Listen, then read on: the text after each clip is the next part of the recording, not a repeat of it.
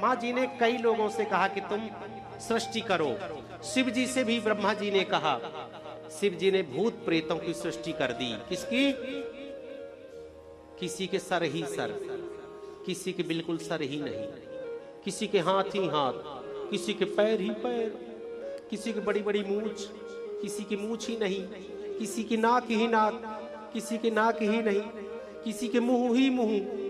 सब देख करके डर गए, ये भगवान ये कैसी सृष्टि है। बोले बंद करो, स्टॉप इट, बंद करो बंद करो, जाओ अपना काम करो भैया, ये कैसी सृष्टि कर रहे हो। सबको कहे, कोई कहा कि हमें टाइम नहीं, कोई ऐसे वैसे। एक भगवान ब्रह्मा जी के जो मानस पुत्र हुए करदम मुनि, वो चले गए तप करने। ये भी ब्रह्मा जी के मानस पुत्र है, जैसे नारद जी जंगल चले गए, विवाह करना चाहते हैं लेकिन जंगल चले गए। 10,000 वर्षों तक भगवान नारायण की तप किया। भगवान प्रकट हुए। बोलिए लक्ष्मी नारायण भगवान की जय। भगवान प्रकट हुए, बोले कि ऋषिवर वर मांगो। करदम जी ने कहा कि आप मिल गए हो तो वर की क्या जरूरत है। बोले तप तो शादी के लिए कर रहे थे ना, अब संकोच कैसा, वर मांगो। भगवान ने कहा कि हम तुम्हारे लिए सुयोग कन्या को खोज करके रखे हैं। स्वयंभू मनु की पुत्री देवहूति के साथ आपका विवाह होगा। मनु शतरूपा की जो पुत्री है उनके साथ विवाह आपका होगा। बस आप ऐसा करो कि कुटिया लौट जाओ। बोले ठीक है। बोले प्रभु एक वर और चाहिए। बोले मांगिए। बोले वादा करो हमसे कि आप जो है पुत्र रूप में आओगे। भगवान ने कहा तथास्तु, जरूर आएंगे। और आज करदम देवहूति के कुटिया में जो है, करदम मुनि कुटिया में गए। मनु और शतरूपा अपनी पुत्री देवहूति को लेकर के स्वयं पधारी।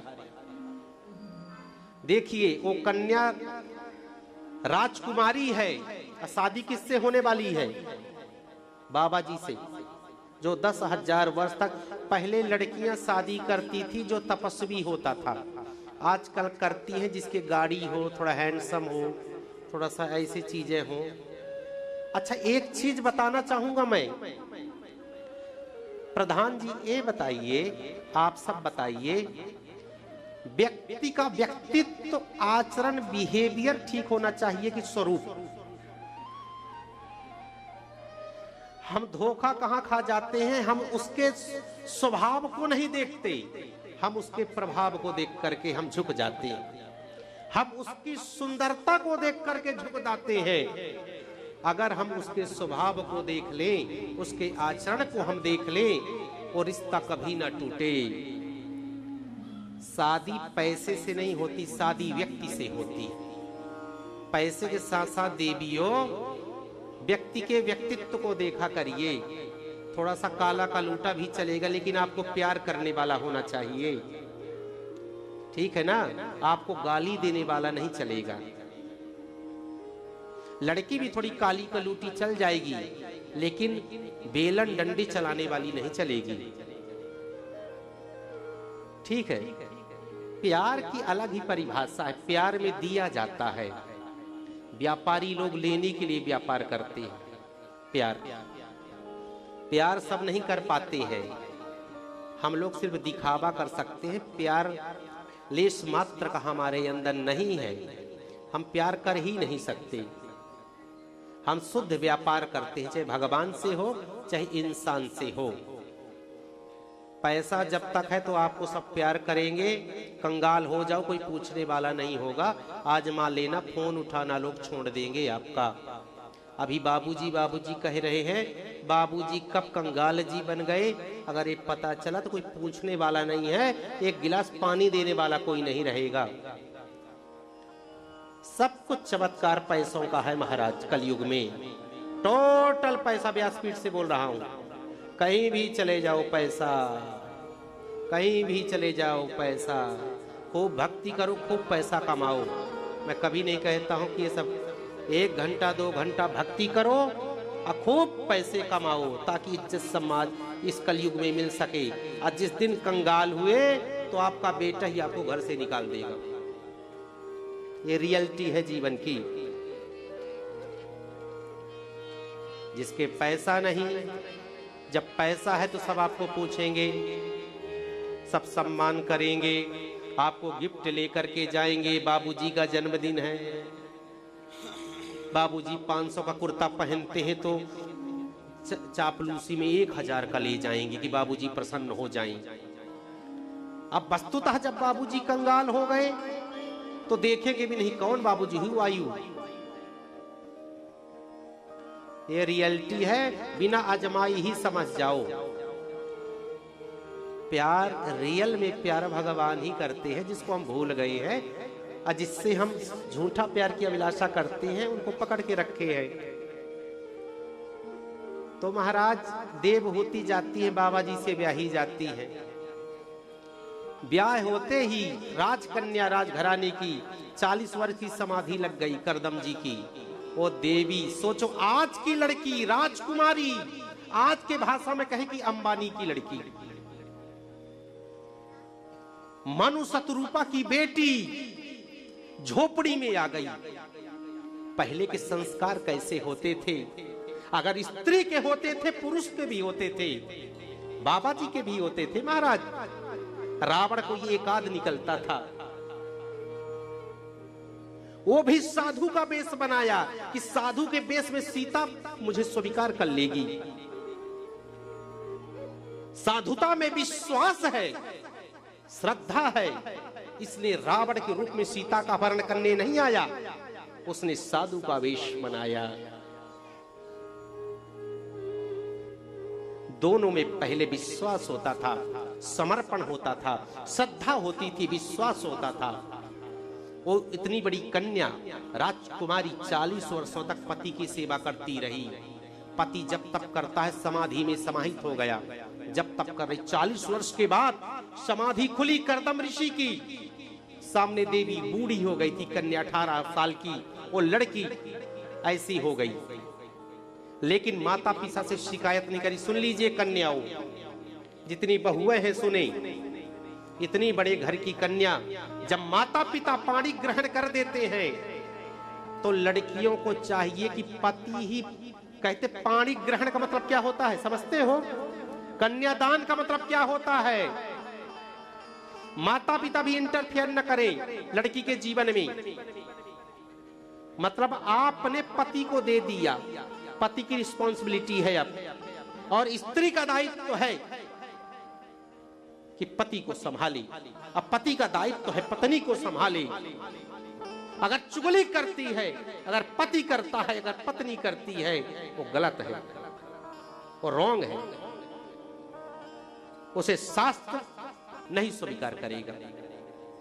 गलत है, टोटली रॉन्ग। उसका घर कभी नहीं बच सकता है, टूटेगा। अपने घर को टूटने के जिम्मेदार स्वयं वो है। समझो, ये समझदारी जब आ जाती है तो सब कुछ बन जाता है। एक व्यक्ति, एक लड़की कलेक्टर बन के पूरे जिले को चलाती है, एक लड़का कलेक्टर बन के पूरे जिले को चलाता है। वो समझदार है, यहां समझदारी कम है। ये जो अंडरस्टैंडिंग होती है ना, समझदारी बहुत बड़ी चीज होती है।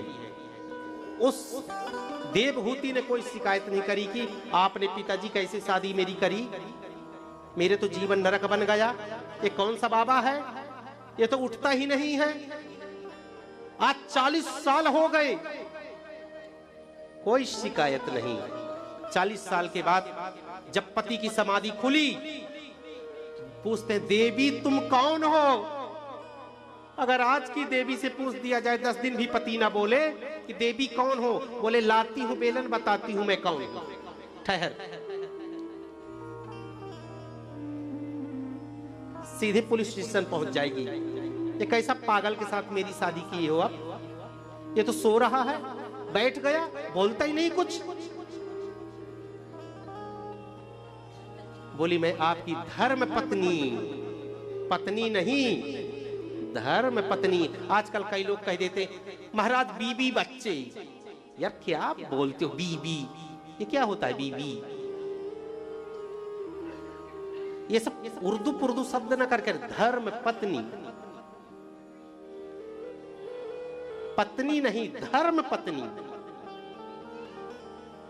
ठीक है ये बोला जाता है। पत्नी जी बोल दो, पति जी बोल दो तो नाम लेती हैं आजकल। अरे रमेश कहाँ हो, हे सुरेश, अरे प्रधान जी कहाँ है, आइए। माता जी तो ना बोलती होगी ना, मत बोलिए। पत्नियां ऐसा नाम लेती हैं। अरे राजेश कहाँ हो यार, आओ खाना खाओ। लगता यही है बाप राजेश की। महाराज पति का नाम नहीं लिया जाता, प्लीज मत लिया करिए। पति का नाम, बड़े बेटे का नाम, गुरु का नाम, अपना नाम ये नहीं लिया जाता बार बार। कई बार गुरु जी कौन है, बड़े उससे नाम लेते हैं। गुरु का नाम नहीं लिया जाता, पति का भी नाम नहीं लिया जाता। पहले तो कितना सम्मान होता था, लेकिन आप कैसे नाम ले लेते हैं। आप स्वयं सब जानते हैं, लेने वाले तो आप ही हो। मैं हमेशा कहता हूं मत लिया करिए। उम्र घटती है, प्यार घटता है, नहीं लेना चाहिए। बड़े बेटे का नाम नहीं लेना चाहिए, कोई छोटा सा उपनाम रख लो। बड़े बेटे की उम्र घटती है, उसके काम में बाधा आती है। बड़े बेटे का जो ओरिजिनल नाम है, माता पिता को अपने बड़े बेटे का नाम नहीं लेना चाहिए, अपने पति का नाम नहीं लेना चाहिए, अपना नाम नहीं लेना चाहिए, कंजूस का नाम बार बार नहीं लेना चाहिए, अपने गुरु का नाम नहीं लेना चाहिए।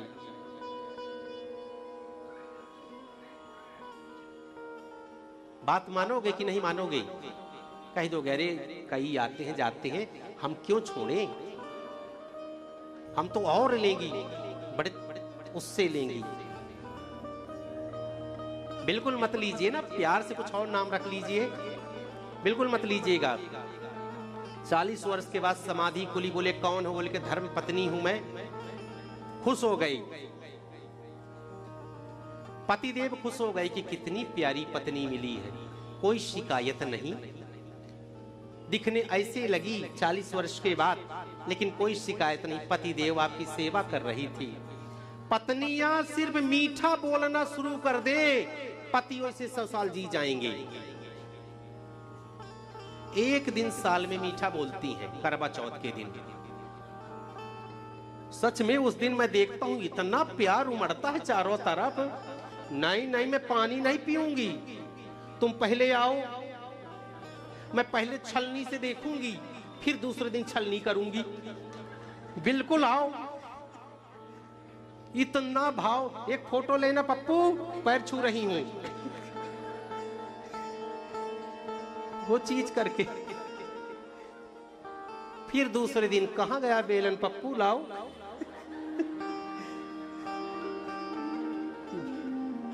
तब जाकर के देखो महाराज असली दुर्गा रूप। देवी जी ये बेलन छलनी इसको हटा दो, नहीं पति जिंदा जी मर जाएगा। ये चीज करिए आप। तो जाकर के प्रसन्न हो गए पतिदेव, बोले कहीं सरोवर में स्नान करो। देवी जी ने सरोवर में स्नान किया, दिव्य स्वरूप बन गया। उन्होंने स्नान किया, कामतगिरी विमान की संरचना करी, दिव्य बिल्कुल सब सुविधाएं उस विमान के अंदर। विचरण करने लगे, कई वर्षों तक विचरण किए। देवहूति करदम 9 कन्याएं हो गई। 9 कन्याओं का विवाह 9 ऋषियों के साथ हुआ। और जब करदम जी ने सोचा कि 9 कन्याएं हो गई, तो चल दिए जंगल की तरफ। बोले एक पुत्र हो जाए। और तो जाकर के वो याद आया करदम जी को कि हाँ, मैंने भगवान ने वादा किया था हमसे कि हम आपके पुत्र के रूप में आएंगे। और आज जो है महाराज भगवान की कृपा से करदम और देवहूति के यहाँ मेरे गोविंद का प्राकट्य हुआ। बोलिए कपिल भगवान की जय। और तब जाकर के करदम ऋषि जंगल की तरफ गए भगवान के चरणों में, और यहाँ कपिल मुनि बड़े हुए। और यही भागवत में जो है कपिल देवहूति संवाद से, ये जो संवाद है बहुत ही क्लिष्ट संवाद है। इसमें दर्शन है। देवहूति कपिल से कुछ प्रश्न कर रही है कि मन नहीं लगता, ये मन जो है विषयों की तरफ भागता है, मन कैसे लगे। और जो कपिल मुनि जो है तो प्रत्येक प्रश्नों का उत्तर देते हैं माता कि मन जो है, मन एव मनुष्याणाम कारणम बंध मोक्षयो हो, मन ही बंधन और मुक्ति का कारक है। भगवान के चरणों में मन अगर आपका लग गया तो मुक्त कर देता है, अगर ये मन विषयों में लग गया तो बंधन में डाल देता है। मैया ये मन को जीतो, सत्संग करो, साधुओं को संग करो, जाओ तीर्थों में जाओ, सेवा करो, सेवा से मन पवित्र होता है, सत्संग से मन पवित्र होता है, भगवान की कथा सुनने से मन पवित्र होता है। बहुत अच्छा सत्संग हुआ और देवहीति सुनते सुनते मग्न हो गई। और कपिल जो है, कपिल मुनि गंगा सागर की तरफ चले गए। बोलिए कपिल भगवान की जय।